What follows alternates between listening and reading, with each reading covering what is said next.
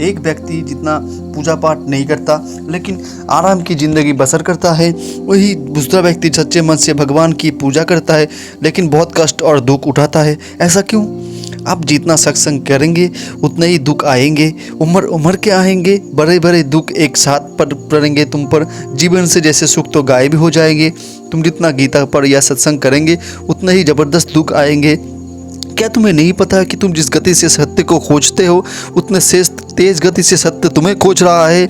जितने तुम उत्सुक हो उतने कई ज़्यादा प्रतीक्षा से वो बैठे हैं। यदि तुम एक कदम सत्य की तरफ बढ़ाते हो तो सत्य लाख कदम तुम्हारे लगे आगे बढ़ाता है। इसलिए जब तुम भजन करते हो तो सत्य तुम्हें अपने पास लाने के लिए माया जाल बिछाता है। एक होती है प्रकृति और एक होती है परमात्मा। जब तुम सत्य की तरफ दौड़ते हो तो परमात्मा बीच में आ जाता है, विधि का विधान बीच में आ जाता है। विधान किसी को नहीं बख्शता। ये बड़ा प्रबल है, इतना प्रबल है कि स्वयं भगवान भी इसे नहीं बदल सकते। परंतु भगवान तो प्रतीक्षा करते हैं। जब से तुम सत्संग शुरू किया है तब से वो तैयार बैठे हैं, वो आने वाला है। परंतु जब उसके पीछे देखते हैं तो पता चलता है कि अपनी उसे कर्मफल बाकी है। जो उसने कभी छोड़ दी वो वापस लेनी ही पड़ेगी, प्रकृति का नियम है। इसीलिए भगवान मायाजाल बिछाते हैं, वो इसे बड़ा सटीक बिछाते हैं जिससे तुम प्रकृति से जल्द ही मुक्त हो जाओ। वो समस्त कर्मों के फल को एक साथ एक ही जीवन में देना शुरू कर देते हैं ताकि तुम अगला जन्म तुम्हें ना लेना पड़े। एक ही जन्म में तुम्हें सारे दुख दे देते हैं तो तुम्हें अगले जन्म में ले पाते हैं। इसीलिए दुखों का पहाड़ टूट पड़ते हैं दोस्तों। उधर से दुख देते हैं और इधर से दुख तुम्हें सहन शक्ति देते हैं ताकि तुम उन्हें जल्द ही पार कर लो। तुम जल्द ही पार करके उनके पास चले जाओ, वरना ये दुख तुम्हें कई जन्मों में मिलते रहेंगे और तुम यही भटकते रहोगे। पर अपने उसने देख लिया हो, ध्यान रख रहा है तुम्हारा, तुम्हें दुख दे रहा है ताकि तुम प्रकृति तुम पे जल्दी बीच में तुम्हें पड़े।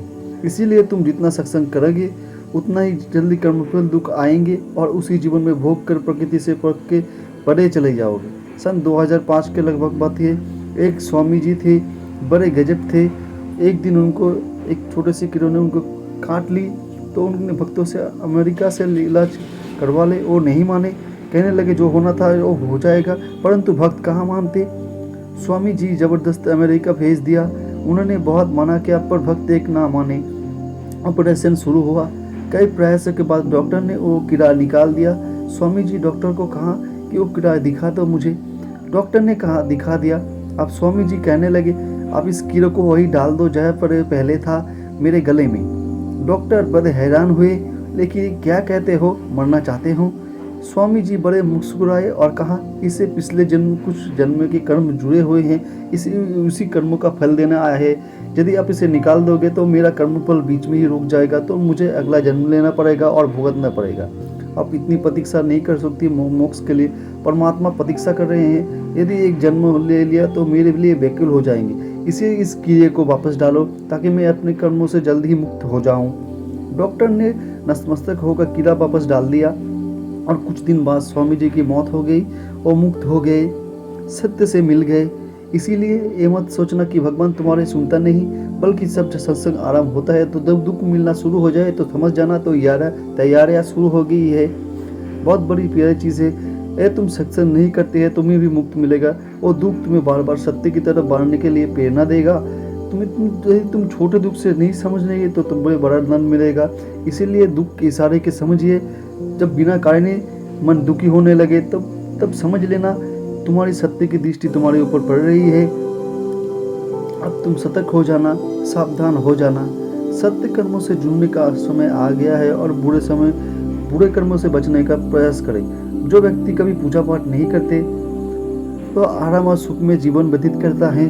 इसके पीछे कारण रहस्य ये है कि उसके पूर्व जन्मों के पुण्य कर्म जो उनको भाग्य में सहायक होता है, और जिस दिन पुण्य कर्म समाप्त हो जाते हैं और पाप कर्म की शुरुआत होती है, उसी दिन से उसका विनाश शुरू हो जाता है। अर्थात जब उसकी पुण्य कर्म के भोगने की भगवान ने उसे भोग विलास दिया और जैसे ही उसके पुण्य की कर्म समाप्ति हो गया, उसका दुर्भाग्य शुरू हो गया और इसकी तरह शुरू हो गई पापों का दंड भी उसे भोगना पड़ता है। इसी प्रकार भगवान न्याय करते हैं। किसी भी व्यक्ति का उसके अधिकार से वंचित नहीं किया जा सकता। ये धर्म और नीति विरुद्ध कार्य है, अतः वह पुण्य और पापों के फल को पूरा कर भोगी अधिकारी है। इसका उदाहरण आपको देखने को मिला होगा, भविष्य में आपको मिल सकता है। दोस्तों वीडियो अच्छी लगी तो चैनल को सब्सक्राइब कीजिएगा, वीडियो को अपने दोस्तों लाइक फिर में शेयर कीजिएगा। थैंक यू दोस्तों, मिलते हैं नेक्स्ट वीडियो में।